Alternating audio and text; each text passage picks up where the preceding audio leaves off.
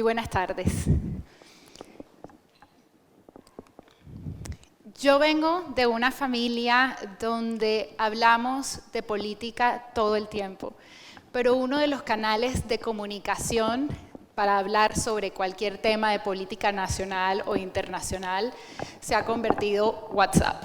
WhatsApp ahora es nuestro canal por excelencia para discutir sobre lo divino y sobre lo humano. Y no ha sido necesariamente el escenario ideal para tener estas conversaciones. Por el contrario, hemos tenido un sinnúmero de desencuentros cada vez que hablamos por WhatsApp sobre, especialmente, política. Yo quisiera preguntarles, y si pueden alzar la mano, aquellos que hayan tenido una conversación agitada en un grupo familiar de WhatsApp. Una inmensa mayoría. ¿Alguno de ustedes se ha salido de un grupo de WhatsApp porque no se siente escuchado, porque no está de acuerdo con lo que se dice ahí, o porque la discusión está tan agitada que prefieren no tenerla?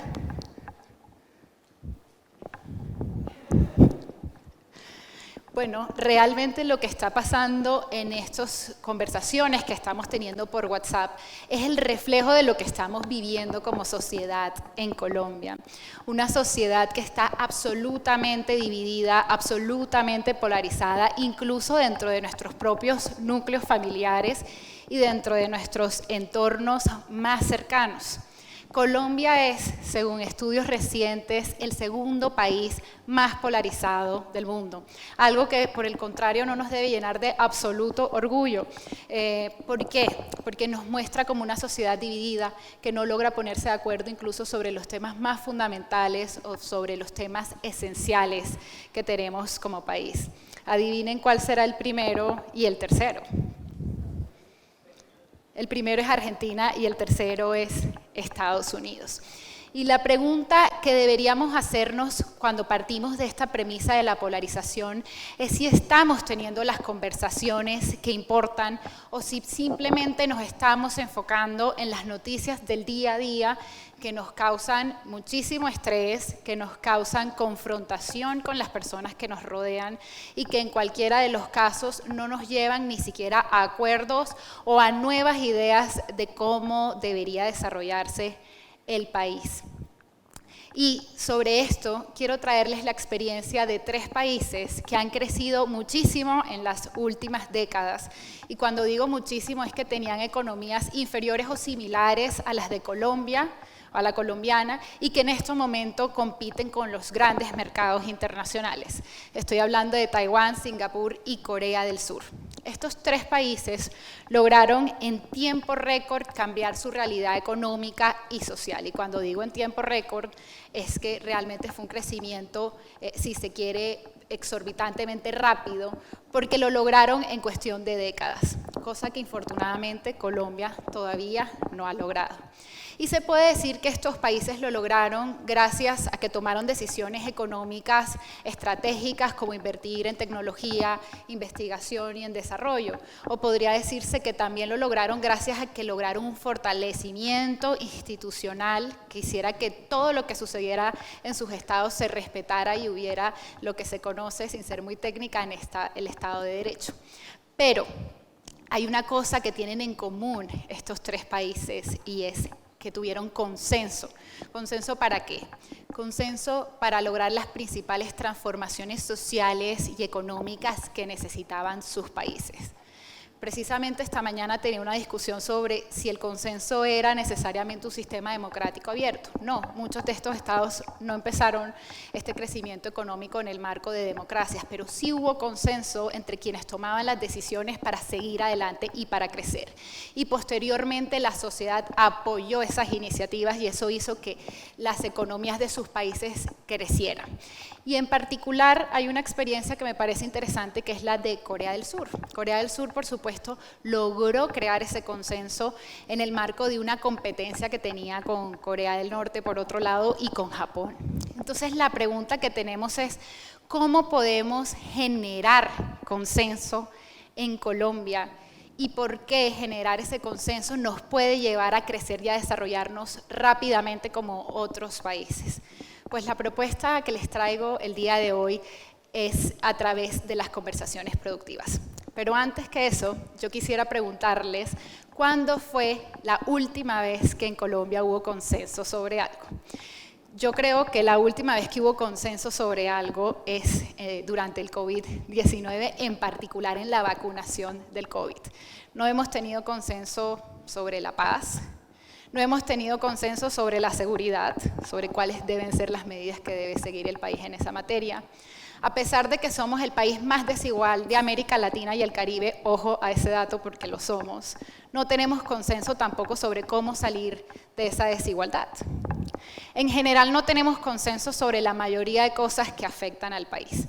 Sin embargo, en el COVID-19 se dio algo muy interesante que no necesariamente se replicó en otros países. Cuando empezó la vacunación en Colombia, las personas no veían la hora de vacunarse. Casi todo el mundo quería vacunarse. Eso fue, a mi juicio, lo último que hemos tenido relativo consenso en Colombia, que fue hace ya 4 años, el periodo de la vacunación. En estos últimos años no hemos tenido nada al respecto.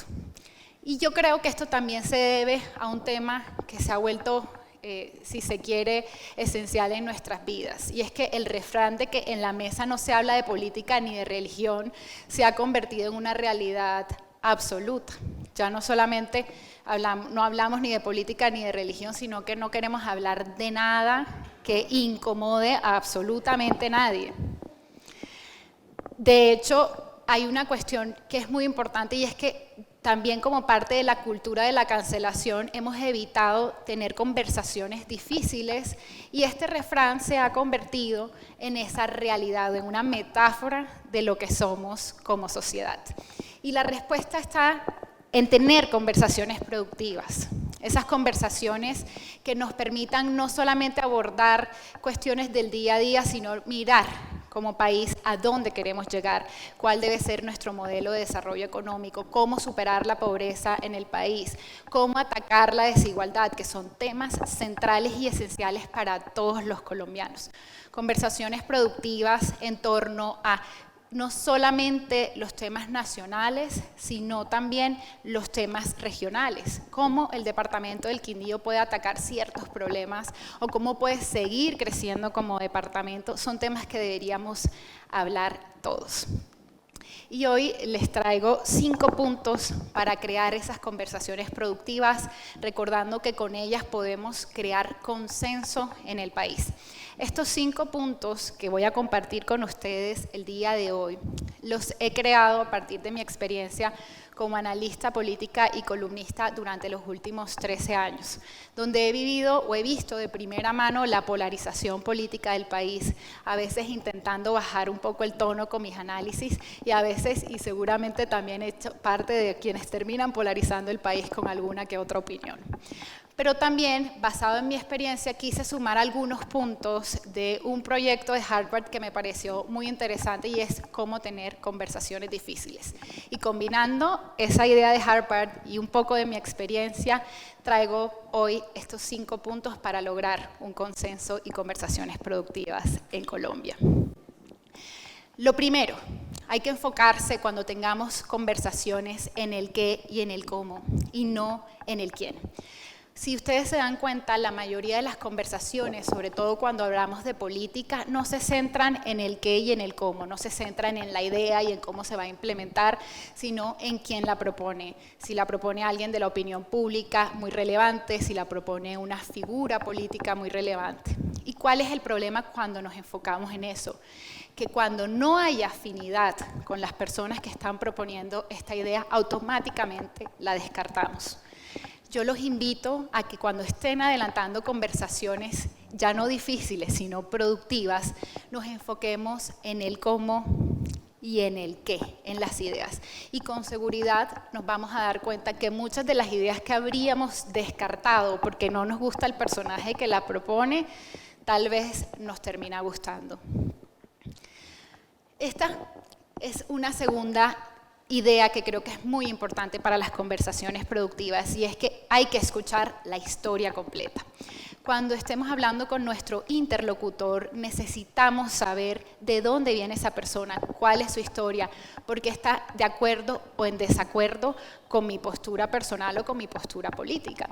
Por ejemplo, si yo estoy hablando contigo y estoy en total desacuerdo, lo primero que debería preguntar es, ¿por qué piensas como piensas? ¿Cuál es la lógica detrás de tu razonamiento, ¿no? De pronto, si es el contexto donde crecimos es diferente, que seguramente lo es, eso va a cambiar totalmente la forma en la que pensamos y la forma en la que vemos el mundo. Pero hay un componente adicional cuando hablemos de escuchar la historia y escuchar la historia de nuestro interlocutor. Y es que muchas veces en nuestras conversaciones tenemos una inmensa disparidad en la información que tenemos. Y eso hace que las conversaciones sean mucho más difíciles de adelantar. Y a veces no solamente es disparidad, sino es desinformación. Y es que en Colombia estamos sufriendo una pandemia de la desinformación o una infodemia. El 53% de los colombianos hoy, el día de hoy, recibió noticias falsas. De pronto, alguno de los que está aquí fue también víctima de una noticia falsa el día de hoy. Y según un reciente estudio de la OECD, la mayoría de los colombianos, o un porcentaje altísimo de colombianos, no sabe diferenciar entre una noticia falsa y una noticia verdadera. Lo que además de implicar que además de estar desinformados, nos creemos todo lo que nos dicen, pues supone que muchos de los problemas que tenemos en estas conversaciones pueden estar relacionados con la información que tenemos.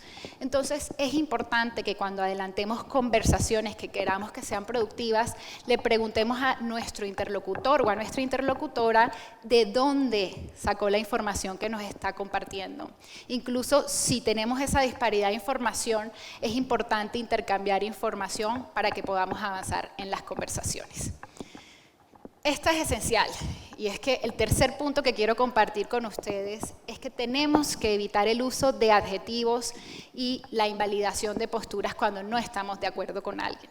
Es muy recurrente que cuando alguien está en desacuerdo con nuestras ideas, tendemos a tildar a esta persona de algo, de ignorante. No, esta persona no conoce en absoluto ese tema, yo soy economista y cómo me va a decir a mí que este indicador significa esto cuando en realidad significa esto otro, o yo soy abogada en mi caso, entonces esta persona no tiene ni idea qué son los derechos humanos, ¿cómo se le ocurre proponer eso? Hay que evitar ese tipo de adjetivos. Por supuesto, hay personas que tienen experiencia diferente, pero eso no hace ni que el conocimiento, ni que su experiencia, ni que la educación sea un factor para invalidar o restarle legitimidad a la opinión de los demás. Algunos de los más utilizados en los últimos tiempos es, esta persona está hablando desde el resentimiento, o esta persona está hablando desde el privilegio. ¿Les suena familiar? ¿Alguno de ustedes, y por favor sin pena acá, ha utilizado un adjetivo, así sea sin verbalizarlo, sin decirlo explícitamente, en contra de una persona porque está en desacuerdo con ella? Todos somos culpables. Esto es importante que lo evitemos a la mayor medida posible y reconozcamos que sin importar el contexto socioeconómico en el que hayamos crecido, todas las personas tenemos derecho a una postura y a una opinión. Y que nuestro contexto no hace o no invalida en ningún momento nuestra visión y nuestra postura. Cuarto, es muy importante dentro de estos 5 puntos que planteemos discusiones de modo que no incluyamos en ideas que parezcan mutuamente excluyentes o que no puedan coexistir. Voy a poner un ejemplo. En Colombia siempre hemos creado una dualidad, o es paz o es seguridad, ¿no? En la realidad, ambas deberían ir de la mano. Otro ejemplo que se utiliza recientemente o que sirve para discusiones recientes es transición energética. O hacemos la transición energética y renunciamos a los fondos del petróleo, o estas dos cosas no pueden coexistir. Eso no es cierto. En Colombia se necesitan ideas innovadoras y las conversaciones productivas tienen que tratar de superar estos dilemas donde creemos que dos ideas son opuestas y que incluso son incompatibles o no pueden coexistir. Y para eso necesitamos que las conversaciones se planteen de forma innovadora, no solamente pensando en esta idea es contraria a la otra, sino cómo hacemos que tu postura y la mía puedan ir de la mano en el desarrollo del país. Es muy importante en estas conversaciones que pensemos en el país a largo plazo y que pensemos más allá de los líderes políticos que tenemos hoy en día o que hemos tenido en el pasado. ¿Por qué? Porque cuando nos enfocamos en estos líderes políticos o cuando nos enfocamos en hechos políticos recientes o incluso del pasado sin pensar en el futuro, es mucho más difícil llegar al consenso. Pero si pensamos en Colombia hacia futuro y si partimos de la base de que la mayoría de los colombianos quiere lo mismo, seguro a pesar de nuestras diferencias lograremos tener algo en común. Y eso que tenemos en común es que la inmensa mayoría, y estoy seguro que todos los que estamos aquí, queremos que a Colombia le vaya bien. Y quiero darles una ñapa de estos 5 puntos. Cuando entremos a conversaciones productivas, no entremos con la intención de ganar, como si conversar fuera una competencia. Nadie gana cuando Colombia pierde. Hace unos meses, el año pasado, cuando volví a hacer mis estudios en el exterior, llegué con muchísimas ideas a Colombia y noté un sentimiento de frustración generalizada muy fuerte. Hoy me siento muy feliz de estar compartiendo esta idea con ustedes porque creo que Colombia tiene el futuro y el futuro será el consenso. Muchas gracias.